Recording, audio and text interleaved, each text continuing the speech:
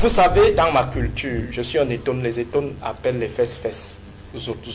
Donc, il ne mâche pas trop les mots. Et il ne faut pas que nous mâchions aussi les mots sur des questions aussi cruciales, importantes, qui peuvent déboucher sur des choses graves comme les génocides. Aujourd'hui, le problème qui est posé, ce n'est même pas un problème.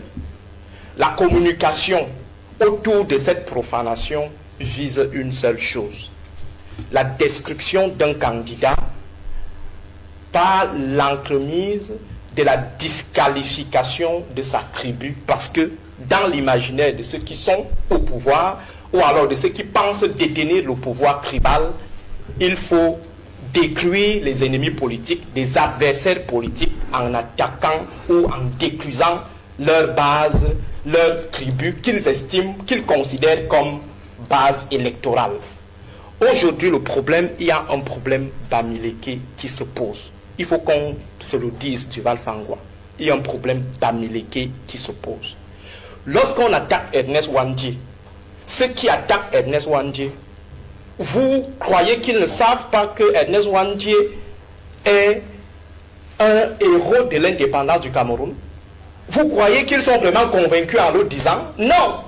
Ils le disent de manière intentionnelle et stratégique pour prouver déjà qu'il n'y a jamais eu de héros de l'indépendance ou héros politique en pays Bamileke, pour vous démontrer que les Bamileke ont toujours fait dans la falsification de l'histoire et créé leurs héros, pour vous faire savoir qu'ils sont des envahisseurs purs et simples, ils ont toujours tué, parce que la personne, l'auteur de cette boule puante, vous parle d'une histoire qui a eu lieu, je crois, dans le Mungo et tout.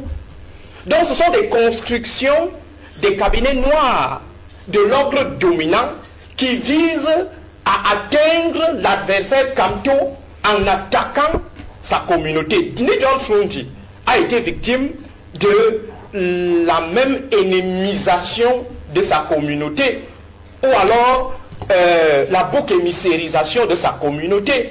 Donc aujourd'hui, il faut que nous soyons assez honnêtes. Il faut que nous soyons assez rigoureux dans le langage, ne pas faire dans la langue de bois.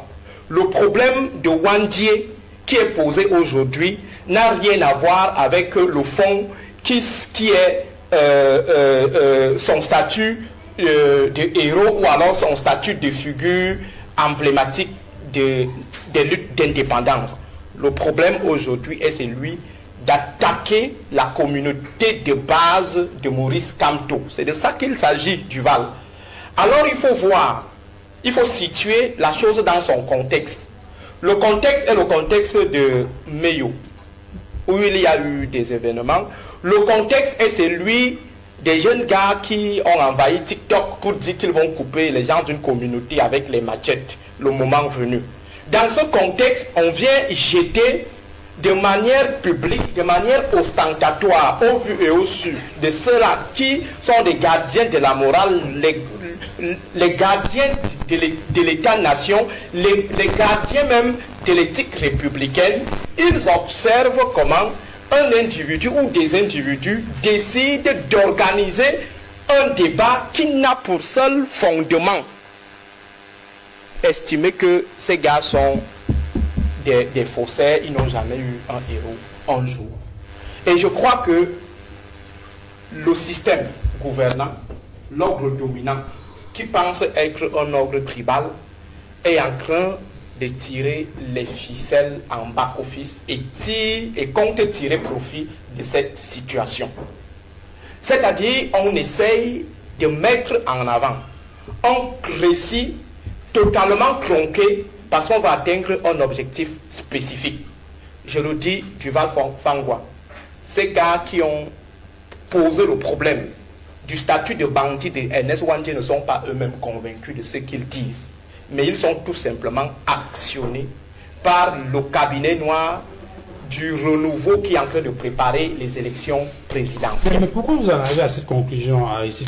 Lorsqu'on a écouté l'auteur de cette sortie, justement, il fondait son argument sur le fait que le Cameroun est accédé à l'indépendance en 1960 et qu'on ne comprenait plus pourquoi, après l'accession à l'indépendance, certaines figures continuaient à mener une lutte pour une indépendance qui était justement leur objectif. Il a expliqué que, de ce point de vue-là, des gens qui continuent à mener des batailles à la suite de cette indépendance peuvent avoir d'autres dessins qui n'ont plus rien à voir avec des figures nationalistes. Et ça, c'est le raisonnement qu'ils ont fait. Même si cela a été démontré, même si cela a été présenté comme un argument. C'est un faux raisonnement, Duval. Moi, je ne voulais pas entrer dans ce débat, ma foi, qui est un non-lieu. La question est simple.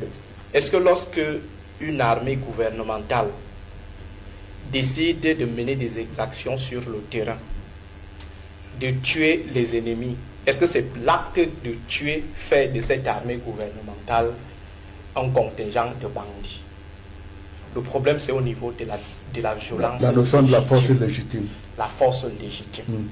Ça veut dire en situation d'oppression coloniale, en situation d'oppression néocoloniale, face aux nationalistes qui ont la force légitime. Ce sont les nationalistes qui ont la force légitime. Parce que même quand l'armée tue, en situation de force légitime, ce ne sont pas des étrangers. L'armée camerounaise tue par exemple en zone anglophone. Et ceux qui sont tués, ce sont des Camerounais. Mais l'armée camerounaise est en situation de force légitime. C'est pourquoi on ne peut pas la traiter de bandit. Alors je pose une question simple, Duval. Entre l'armée coloniale, l'armée néocoloniale et l'armée nationaliste qui est en situation de légitime défense, dès qu'on trouve celui qui est en situation de légitime défense, on saura qui est finalement bandit dans cette affaire. Donc c'est pourquoi je ne voulais pas entrer dans ce débat académique ou ce débat intellectuellement sophistiqué en essayant de vous montrer là où se situe le problème. Le problème, c'est celui que j'ai pointé tout à l'heure, c'est-à-dire que dans la préservation des intérêts à venir en octobre, il faut chercher à fragiliser un candidat à partir de sa communauté parce que dans leur imaginaire, les candidats sont supportés par leur communauté. Et nous vous fait comprendre qu'il y a une fuite de cerveau énorme dans ce pays. Il est revenu là-dessus. Et qui encaisse les fuites de cerveau? Si c'est la responsabilité du pouvoir public, de pouvoir fixer la jeunesse. Donc je dis, la démographie reste et demeure un facteur de développement. Il suffit donc de savoir encadrer cette démographie, permettre à tout un chacun d'avoir accès aux opportunités socio-économiques que l'État a le pouvoir de générer. Ce qui n'est pas le cas aujourd'hui. Automatiquement, nos cerveaux s'en vont, ils fuient. Il y a quelques-uns, quelques courageux, comme le docteur Aristide Monod, qui sont encore ici, ils savent ce qu'ils attendent. Donc ça, c'était entre parenthèses. Alors, sur l'état de droit, pas de l'état de droit, c'est très important. Est-ce que vous savez, honorable, savez-vous pourquoi le Cameroun est parti de l'initiative sur la transparence des industries extractives? C'est pour non-respect du code ITIE. Sur deux ou trois incidents. C'est pour non-respect du code ITIE qui voudrait justement qu'il y ait la transparence dans le flux financier de la mise en exploitation de notre potentiel naturel. L'or, le diamant, le pétrole et tout. Il faut savoir l'argent entre par où, ça sort par où. Mais le non-respect de la loi, c'est-à-dire la violation de la loi et du code minier, la violation du code ITIE, a fait en sorte que le Cameroun sorte de l'ITIE il y a, je crois, 1 an.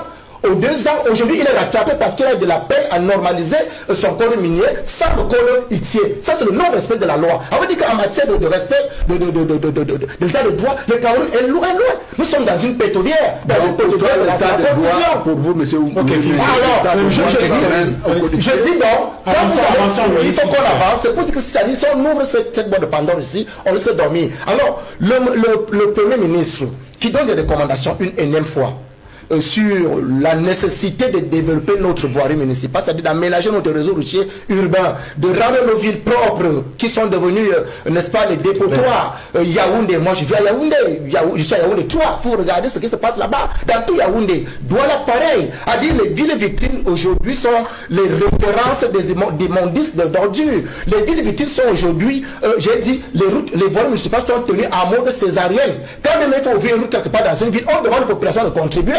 Parce qu'on veut agir dans un quartier, c'est-à-dire les collectivités territoriales décentralisées, ainsi que d'autres instruments de l'État compétents sur la question, manifestent par un déni de responsabilité, c'est-à-dire personne ne veut rien faire. On peut peut-être comprendre dans un premier temps, la question de fond est posée, parce que la dotation des collectivités territoriales décentralisées est de 15% au minimum. Le plancher est de 15%. Or, elle n'a jamais fait 5% depuis qu'on a dit dotation. Le plancher, c'est 15%. Non, on va dire dans les chiffres. Le ministre de donner dotation. Ça ne fait pas encore les 15% qu'il faut. Au minimum, il n'y a pas de façon. Soit on donne 15% aux collectivités territoriales pour développer, soit on ne le donne pas. Quand on prend ça, on met de côté. Je vous ai convaincu aujourd'hui, le budget d'investissement public, vous comprenez, c'est très important de revenir là-dessus. Il faut un minimum de 40% de notre loi de finances qui doit être géré par qui doit être imputé dans le budget d'investissement public. Ce qui n'est pas le cas aujourd'hui. Ça veut dire que même quand bien même les CDT dans les collectivités auraient de la volonté à pouvoir aménager le voirie municipal ou à nettoyer les routes, elles vont poser un problème de non-financement parce que le budget alloué à les dotations aux investissements, la dotation à la décentralisation, la dotation de décentralisation ne tient pas, n'a pas son quota. Et les maires qui sont en charge, ainsi que les super-maires, peuvent présenter cela comme argument. Et automatiquement, on tombe dans cette répétition où on a de la peine à respirer. Vous avez un ami tunisien, demandez-le de venir rendre visite au Cameroun, c'est-à-dire à Douala. Il va vous demander s'il est à Douala, parce qu'il ne va pas se rassurer qu'il est à Yaoundé ou à Douala, ça ne semble à rien, on a honte. On a honte. Donc je dis qu'ils ont dit qu'ils veulent le mandat. Hein? Vous voulez le mandat, vous voulez le pouvoir honorable. Vous avez voulu la législature, vous voilà assis. Les autres ont voulu la mandature des mairies et autres. Le président voulait le mandat présidentiel. Vous avez le mandat, mais il faut gouverner, poser les actes, et vous avez la ressource disponible. Poser les actes, il faut gouverner, il ne faut pas prendre un mandat, le confisquer, et pour ne rien faire. Et nos villes, elles ont un problème aujourd'hui. Hein? Vous avez voulu le mandat, il y a le mandat. Les voilà, exécutez vos missions. C'est-à-dire, permettez à ce que les Camerounais puissent avoir confiance en l'État. Permettez à ce que les Camerounais puissent être en phase, que leurs aspirations tiennent compte des mobilisations de ressources publiques qui sont engagées. On ne peut donc pas se permettre de continuer à venir là-dessus. Vous laissez m'invectiver comme ça. Non, je ne vous invective pas. Et sans toutefois que puisse réagir. Non, il n'y a pas d'invective, sinon je vais l'arrêter. Non, il n'y en a pas. Moi, j'ai perçu en termes d'invective là. Alors, moi, Kandia, au finish, est-ce que le Premier ministre n'est pas de façon subliminale en train de lancer une campagne électorale? Je ne sais pas. Je ne sais pas si le Premier ministre, chef du gouvernement, est en train de lancer la campagne électorale, parce que officiellement la campagne électorale est encadrée par la loi. C'est qu'il serait dans ce cas en train de violer la loi. Et parce que j'ai lu certaines analyses et estimé que ce sont des manœuvres préélectorales. Le Premier ministre veut dire, bon écoutez, il y a du travail, nous sommes en train de travailler. D'ailleurs, nous sommes dans des travaux d'urgence. Et d'ici à là, la ville se portera mieux. Ce qu'il faut noter, c'est que ce n'est pas la derrière solliciter un nouveau mandat pour son champion, peut-être, pourquoi pas. Je ne sais pas. Mais ce qui est constant, c'est que ce n'est pas la première fois que le Premier ministre, chef du gouvernement, frappe le poing sur la table pour les questions d'urbanisation et particulièrement sur la voirie urbaine dans nos grandes villes, et particulièrement Yaoundé, qui est aujourd'hui une ville poubelle. La capitale politique du Cameroun est une ville poubelle. Elle est secondée par la capitale économique du Cameroun, Douala, qui est également une autre ville poubelle. Et c'est dommage que les villes qui auraient dû être des vitrines pour le Cameroun, pour ceux qui entrent au Cameroun, notamment par les aéroports de Simalène, Yaoundé, et par l'aéroport international de Douala, qu'ils entrent dans la ville pratiquement dans l'obscurité. À Douala, quand on entre dans la ville, quand on vient de l'étranger, vous entrez dans... c'est l'obscurité à Douala. Quand vous entrez, vous vous demandez, vous êtes dans un gros village. Pas de lumière, c'est l'insécurité totale. Voilà le paysage, l'image que donne le Cameroun aux compatriotes de la diaspora quand ils arrivent ici, mais aussi aux pays amis, aux ressortissants de pays amis qui vivent au Cameroun ou alors qui sont de passage au Cameroun. C'est pour dire qu'en réalité, voyez-vous, les dernières élections municipales et législatives, c'était il y a pratiquement 5 ans. Et 5 ans après, on va pratiquement interroger la gouvernance, n'est-ce pas, des collectivités territoriales décentralisées pour les citer, mais ils peuvent dire qu'ils n'ont pas reçu tous les moyens nécessaires pour réaliser ce qu'ils avaient prévu. Parce que les dotations, effectivement, ne sont jamais arrivées dans leur totalité. Est-ce qu'ils ont fait du mieux qu'ils pouvaient avec les moyens qu'ils avaient? On peut s'interroger. Est-ce que l'État a fait suffisamment d'efforts pour faciliter le travail des exécutifs municipaux, des exécutifs, des conseils régionaux qui sont nouveaux, mais qui n'ont eux aussi pas reçu la totalité de la dotation prévue par la loi. Voyez-vous, nous nous retrouvons là finalement dans un pays où ce qui est prévu par la loi n'est pas appliqué, n'est pas mis en pratique. Et quand je parle de la loi, j'ai la chance d'avoir à mes côtés ici un honorable député, Samuel Motte. Il faudrait bien qu'il nous explique pourquoi quand ils adoptent la loi, quand ils votent la loi, elle est adoptée, elle est promulguée, mais elle n'est pas du tout appliquée. Et vous savez qu'aujourd'hui, dans le processus souhaité et voulu par le peuple camerounais, la décentralisation, qu'on attend depuis la constitution du 18 janvier 1996, et qui aujourd'hui, de 1996 à 2025, ça fait combien d'années, monsieur le député? Il a fallu du temps, hein? Et même malgré tout ce temps, la volonté... Sur la loi fondamentale, ça avait été écrit progressivement. Et quand... Donc progressivement, ça peut durer 10 ans, ça peut durer 20 ans, ça peut durer 30 ans. Donc l'intention du législateur était de ne jamais réaliser la décentralisation, de ne la rendre jamais effective. Si c'est le cas, c'est vraiment dommage. Cela signifie que le peuple camerounais, le peuple qui a la souveraineté, a été trompé par le législateur. Et c'est dommage. Je dis vraiment, c'est dommage. Et moi, j'aurais dû commencer même par ça, parce que j'aurais pu peut-être ouvrir d'abord le débat même sur l'existence ou pas de ces nids de poules. Parce que le Premier ministre dit qu'il y a des nids de poules. Oui. On sait qu'il y a des compatriotes, certains même ministres de la République, qui disent qu'il n'y a pas de nids de poules. Donc on aurait dû commencer par ça. Est-ce qu'il y a effectivement des nids de poules? Sinon, est-ce que, si oui, comment est-ce que cela est traité? Vous savez de quoi je parle? Oui, je sais de quoi vous parlez. Mais ça me rappelle une sortie fracassante du délégué général de la Sécurité nationale par rapport aux infrastructures routières au Cameroun. Il avait frappé du poing sur la table. Il s'est interrogé en disant qu'auparavant, ce n'était pas comme ça. Mais ce qui m'étonne, qui nous étonne, nous, les Camerounais, c'est que ceux qui nous dirigent donnent l'impression qu'ils ne sont pas au courant de tout ce qui se passe. Alors qu'en même temps, ils savent très bien ce qui se passe et le vol, le banditisme, j'allais dire le gaspillage, les détournements des biens publics se chiffrent soit en centaines de millions, soit au minimum en milliards. Et voilà dans un pays où l'impunité a été généralisée, malgré les annonces, n'est-ce pas, fortes de lutte contre la corruption, de lutte contre les détournements de fonds publics. On se rend bien compte que d'année en année, malgré même quelques arrestations à tête chercheuse, la corruption se porte très bien au Cameroun. Les détournements de fonds publics se portent très bien au Cameroun, à preuve. Il y a le Covid-Gate. On nous a annoncé récemment des auditions en vue de parachever, n'est-ce pas, le Covid-Gate, pour que la douzaine au moins des membres du gouvernement dont les ministères sont concernés par des conséquences pénales, des malversations financières, on attend de voir si d'ici avant la fin de l'année, avant l'élection présidentielle, on va retrouver, n'est-ce pas, quelques responsables du Covid-Gate dans les liens qui seront bientôt dans les liens de la prévention en prison. Alors, à ce moment, vous venez de Yaoundé. Je parlais d'octobre 2023, cette sortie Premier ministre. Il y a également cette récente sortie, 25 février 2025. Entre octobre 2023 et février 2025, est-ce que vous avez le sentiment quand même qu'il y a quelque chose qui a été fait dans le sens de fermer des nids de poules, si cela existe? Est-ce que vous savez qu'il y a des ministres de la République qui ont dit qu'ils ne voient pas de nids de poules sur les routes? Est-ce que vous avez le sentiment qu'il y a quelque chose qui a bougé entre octobre 2023 et février 2025? Sinon, pourquoi est-ce que le Premier ministre revient à la charge avec pratiquement les mêmes termes? Travaux d'urgence, 24 sur 24. On va traiter les poules. Vous savez, en faisant allusion à ce ministre, j'ai une seule chose qui me vient en tête, la difficulté à défendre sa panse ou à défendre son estomac. C'est fort ça.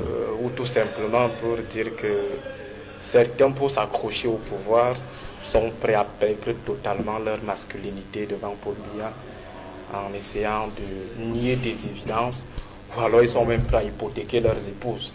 Je ne sais pas si Paul Biya sera preneur, bon, c'est juste pour blaguer un peu. Pour revenir sur la question, à ce moment précis, si vous passez du côté du marché des sauces, en passant par Madison pour arriver au niveau du lycée, la montée du lycée d'Anguissa, le marché qui est là, il y a une montagne d'ordures qui est en train de fermer la route. Une route à deux sens, en tout cas qui fait circuler les voitures à deux sens, ne circule actuellement qu'à un seul sens. Et je crois que le Premier ministre, tout comme le LGPR, nous avons intercepté une note cette semaine attribuée au LGPR qui demandait au ministre des Travaux publics et au ministre de l'Habitat, je crois, de faire tout le nécessaire pour faire le point sur la situation de la construction de la route Maroua-Kousseri, ou disons Mora-Kousseri. Et le LGPR précise que cette décision fait suite à son dernier séjour, disons, aux événements de Kousseri. Ça signifie que depuis qu'Equinox fait les reportages sur la route Mora-Kousseri, le LGPR ne regarde pas, il ne voit pas ça. Le président de la République, qui lui aurait donné une haute instruction, lui aussi ne regarde pas la télé pour constater que ça fait plus de, j'allais dire 20 ans aujourd'hui que cette route est pratiquement impraticable. Donc le Premier ministre chef du gouvernement, depuis qu'il parle là, depuis 2019, depuis 2020, j'ai une autre sortie de 2020 où il parle toujours de la même affaire. 2023, il parle de la même affaire. 2025, il parle de la même affaire. Au final, on a l'impression que les gars se comportent comme ce parent d'élève qui a été convoqué par le proviseur, qui cajole bien son élève, qui est de connivence avec son élève, mais arrivé devant le proviseur, il commence à gronder son élève pour faire croire qu'en fait, il est très vigilant, il est très remonté. Or, en back-office, ce sont des complices. Le Premier ministre n'a aucune intention de viabiliser les villes camerounaises. Ceux en charge de l'eau faire, de l'implémenter au quotidien, n'ont pas également cette volonté. Et ceux en charge de l'eau faire, c'est le ministre de l'Habitat qui, au lendemain de sa nomination en 2019, avait accordé une interview où elle disait que Yaoundé va briller. Yaoundé va briller. Et également, la responsabilité revient aux élus, comme le disait tout à l'heure Willy, les maires. Que font les maires? À un moment donné, j'ai cru que les maires faisaient partie des plus grands détourneurs des fonds publics au Cameroun. Pourquoi? Parce que j'ai l'impression qu'il n'y a pas un suivi, il n'y a pas des audits permanents de l'argent utilisé par les maires. Vous avez des gens qui décident d'investir dans autre chose, des choses qui n'ont rien à voir avec le développement local. Je connais un maire du Val-Fangwa, un maire de la Léquier. Si vous annoncez que la semaine prochaine, vous allez parler de sa mairie, il va vous appeler, il va vous verser des millions. Alors qu'avec ces millions, il pouvait bien résoudre le problème qui sera l'objet de votre débat dimanche prochain. Il va préférer vous donner, ça veut dire qu'il préfère entretenir les médias que de travailler pour séduire sa propre population. Il y a dans ces différentes mairies des problèmes des arriérés de salaire. Les maires dilapident l'argent pour venir acheter des investitures. Je ne vais pas citer le nom de la personne en charge qui gère le comptoir des investitures au RDPC. Mais je crois qu'il est de non, mais c'est une vérité. Ah, il est de Bafang. Oui, il me semble. Oui, donc, c'est lui qui gère. Il m'a donné le nom. Non. C'est lui qui gère. Donc, ça veut dire, on passe par lui. On préfère plutôt récupérer l'argent des impôts. Est-ce que vous savez que les Bayamsé, là, payent l'argent pour qu'il y ait entretien de leurs espaces marchands, pour qu'il y ait balayage, pour qu'on crée quand même des conditions d'insalubrité adéquate. Mais les maires préfèrent totaliser, récolter tout cet argent pour attendre la veille des investitures, aller voir la personne en question et son équipe pour acheter des investitures. La plupart des maires RDPC ne tiennent pas leur pouvoir, leur mandat de leur population. Leur mandat vient plutôt du comptoir en question, du comité central du RDPC. baisser. Alors, dans ce genre de contexte, est-ce que vous pensez que ces gars peuvent avoir une certaine conscience de redevabilité au point de faire du bien à leur population? Pas du tout.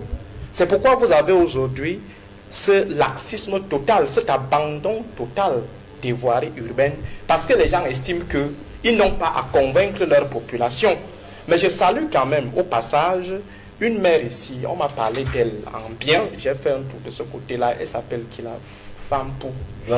Voilà, qui fait quand même des efforts, contrairement à ses collègues qui ont décidé de piller plutôt les caisses des mairies et d'abandonner les populations dans un état de délabrement total ou alors dans des conditions inexplicables.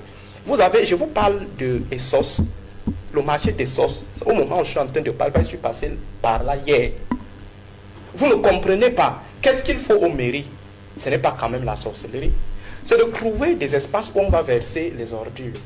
C'est de chercher des camions qui vont souvent porter ça, venir ramasser et aller jeter ça quelque part. Et ils peuvent utiliser, d'ailleurs, dans le cadre de la décentralisation, ils peuvent utiliser ces ordures-là à des fins de transformation comme Isaac le fait aujourd'hui. Mais curieusement, on préfère plutôt investir dans autre chose, comme je le disais tout à l'heure. Au niveau de Yaoundé, je ne sais pas combien de fois le Premier ministre, ce même Premier ministre, il a toujours dit il faut qu'on enlève le monopole, qu'on retire le monopole à Isaac.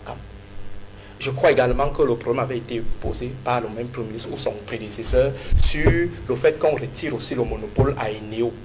Parce que quand vous vous retrouvez dans une situation de caporalisation unilatérale d'un marché par un seul acteur, forcément vous serez soumis au chantage. Donc ce que le Premier ministre dit aujourd'hui, c'est juste la répétition. Et comme je l'ai dit, c'est ce parent d'élève qui a une connivence avec son enfant. Je veux qu'on revienne maintenant sur le dernier sujet en rapport avec ces questions de mémoire. Alors, il y a, on a parcouru les unes des journaux cette semaine. D'ailleurs, même la presse internationale a fait écho, n'est-ce pas, de cette sortie faite par un homme politique sur un plateau de télévision et qui a traité Ernest Ouandié de bandit, de grand bandit. Alors, la question est celle de savoir si, au regard des éléments qui sont développés par les historiens, on ne peut pas considérer ça comme une profanation quand même assez grave de la mémoire de quelqu'un qui est une figure historique, une figure de l'histoire du Cameroun, et qui a d'ailleurs été réhabilité par une loi, la loi du 16 décembre 1991. Alors, Duval, je ne vais pas prendre la question par ce bout, c'est-à-dire engager un débat sur ce qui ne devrait pas faire l'objet d'un débat. Ernest Ouandié est-il une figure historique? Oui ou non, je crois que c'est une question purement rhétorique, ou alors c'est de la provocation pure et simple. Quelque part, je posais la question de savoir si on peut discuter sur le fait que Bonabéry se situe à Douala ou pas. Ou alors la question de savoir si Paul Biya s'appelle Paul Biya ou pas. Je crois qu'on ne discute pas sur des évidences. Et si on ne le fait pas, et qu'on le fait finalement, c'est parce qu'il y a un autre enjeu. Et c'est ce qui devrait normalement nous intéresser. Tout à l'heure, l'honorable Maud s'est fâché et tout. Vous savez, dans ma culture, je suis un étonne, les étonnes appellent les fesses, zout. Donc, ils ne mâchent pas trop les mots. Et il ne faut pas que nous mâchions aussi les mots sur des questions aussi cruciales, importantes, qui peuvent déboucher sur des choses graves comme les génocides. Aujourd'hui, le problème qui est posé, ce n'est même pas un problème. La communication autour de cette profanation vise une seule chose: la destruction d'un candidat par l'entremise de la disqualification de sa tribu, parce que dans l'imaginaire de ceux qui sont au pouvoir, ou alors de ceux qui pensent détenir le pouvoir tribal, il faut détruire les ennemis politiques, les adversaires politiques, en attaquant ou en détruisant leur base, leur tribu qu'ils estiment, qu'ils considèrent comme base électorale. Aujourd'hui, le problème, il y a un problème bamileke qui se pose. il faut qu'on se le dise, Duval Fangwa. Il y a un problème d'Amileke qui se pose. Lorsqu'on attaque Ernest Wandji, ceux qui attaquent Ernest Wandji, vous croyez qu'ils ne savent pas que Ernest Wandji est un héros de l'indépendance du Cameroun? Vous croyez qu'ils sont vraiment convaincus en le disant? Non!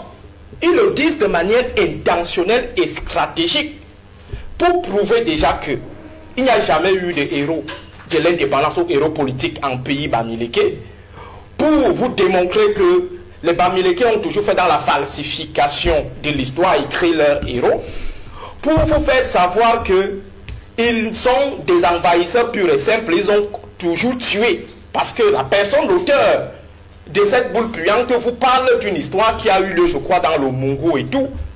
Donc ce sont des constructions des cabinets noirs de l'ordre dominant qui visent à atteindre l'adversaire Kamto en attaquant sa communauté. John Frundi a été victime de la même ennemisation de sa communauté, ou alors la bouc émissérisation de sa communauté. Donc aujourd'hui, il faut que nous soyons assez honnêtes. Il faut que nous soyons assez rigoureux dans le langage. Ne pas faire dans la langue de bois. Le problème de Wandji qui est posé aujourd'hui n'a rien à voir avec le fond qui est son statut de héros ou alors son statut de figure emblématique des luttes d'indépendance. Le problème aujourd'hui est celui d'attaquer la communauté de base de Maurice Kamto. C'est de ça qu'il s'agit, Duval. Alors il faut voir, il faut situer la chose dans son contexte. Le contexte est le contexte de Meyo, où il y a eu des événements. Le contexte est celui des jeunes gars qui ont envahi TikTok pour dire qu'ils vont couper les gens d'une communauté avec les machettes, le moment venu. Dans ce contexte, on vient jeter de manière publique, de manière ostentatoire, au vu et au su, de ceux-là qui sont des gardiens de la morale, les gardiens de l'État-nation, les gardiens même de l'éthique républicaine.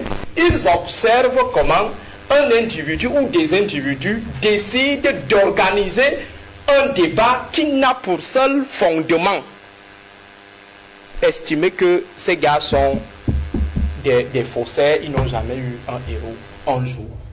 Et je crois que le système gouvernant, l'ordre dominant, qui pense être un ordre tribal, est en train de tirer les ficelles en back-office et compte tirer profit de cette situation.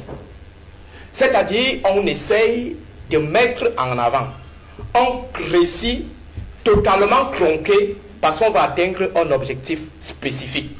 Je le dis, Duval Fangwa, ces gars qui ont posé le problème du statut de bandit de Ernest Wandji ne sont pas eux-mêmes convaincus de ce qu'ils disent, mais ils sont tout simplement actionnés par le cabinet noir du renouveau qui est en train de préparer les élections présidentielles. Mais pourquoi vous en arrivez à cette conclusion ici? Lorsqu'on a écouté l'auteur de cette sortie, justement, il fondait son argument sur le fait que le Cameroun est accédé à l'indépendance en 1960 et qu'on ne comprenait plus pourquoi, après l'accession à l'indépendance, certaines figures continuaient à mener une lutte pour une indépendance qui était justement leur objectif. Vous savez expliquer que, de ce point de vue-là, des gens qui continuent à mener des batailles à la suite de cette indépendance peuvent avoir d'autres dessins qui n'ont plus rien à voir avec des figures nationalistes. Ça, c'est le raisonnement qu'ils ont fait. Même si cela a été démontré, et même si cela a été présenté comme un argument. C'est un faux raisonnement, Duval. Moi, je ne voulais pas entrer dans ce débat, ma foi, qui est un non-lieu. La question est simple. Est-ce que lorsque une armée gouvernementale décide de mener des exactions sur le terrain, de tuer les ennemis, est-ce que c'est l'acte de tuer fait de cette armée gouvernementale un contingent de bandits? Le problème, c'est au niveau de la violence. La notion de la force légitime. La force légitime. Ça veut dire en situation d'oppression coloniale, en situation d'oppression néocoloniale, face aux nationalistes qui a la force légitime. Ce sont les nationalistes qui ont la force légitime. Parce que même quand l'armée tue en situation de force légitime, ce ne sont pas des